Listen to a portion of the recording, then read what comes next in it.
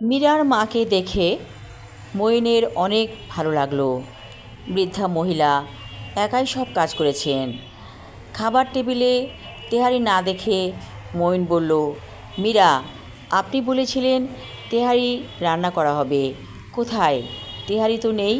মীরা হেসে বলল, মা রান্না করেছে অন্যরকম খাবার, এই তো সাধারণ খাবার, ডাল ভাত ভর্তা ভাজি।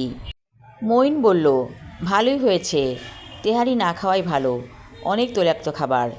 এমন সময় একটা 12-13 বছরের ছেলে দুটো প্যাকেট নিয়ে ভেতরে প্রবেশ করলো।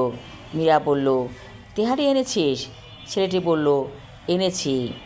মইন অবাক চোখে দেখছে মীরা তেহারিও আনিয়েছে। তেহারির প্যাকেটগুলো খুলে একটা পাত্রে রাখা হলো। মইন বলল, তেহারির কী দরকার ছিল? মীরা বলল, আপনি সারাক্ষণ ভেবেছিলেন আজ তেহারি খাবেন, তেহারি না খাওয়ালে চলবে? যা ইচ্ছে হয় তাই খাবেন, তেহারিও খাবেন এবং ডাল ভাতও খাবেন। মইন হেসে ফেলল। মনে হলো এই মেয়েটিকে তার জীবনে অনেক বেশি দরকার। মীরার মা বলল, এই যে বাড়িটা দেখছো, এটা আমাদের নিজের বাড়ি। আর একটা ছোট্ট বাখরখানির দোকান আছে, সেটা কর্মচারীরাই চালায়। আমাদের একজন বিশ্বস্ত মানুষ দরকার। মইন বলল, খালাম্মা, আমাকে কি আপনার বিশ্বস্ত মনে হচ্ছে না?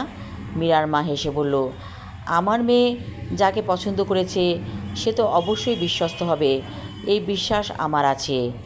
একদিন শুভক্ষণ দেখে মীরার সাথে মইনের বিয়ে হয়ে গেল। মইনের জীবনটা এখন অন্যরকম ধারায় চলছে। মাঝে মাঝে মইনের কাছে মনে হয় জীবন বড়ই অদ্ভুত, কেমন করে জীবনটা অন্যভাবে পাল্টে গেল। আমি আমার লেখা ছোট গল্প মীরা পর্ব 3 এবং শেষ পর্ব পড়লাম। আশা রাখছি সবার ভালো লাগবে। ধন্যবাদ।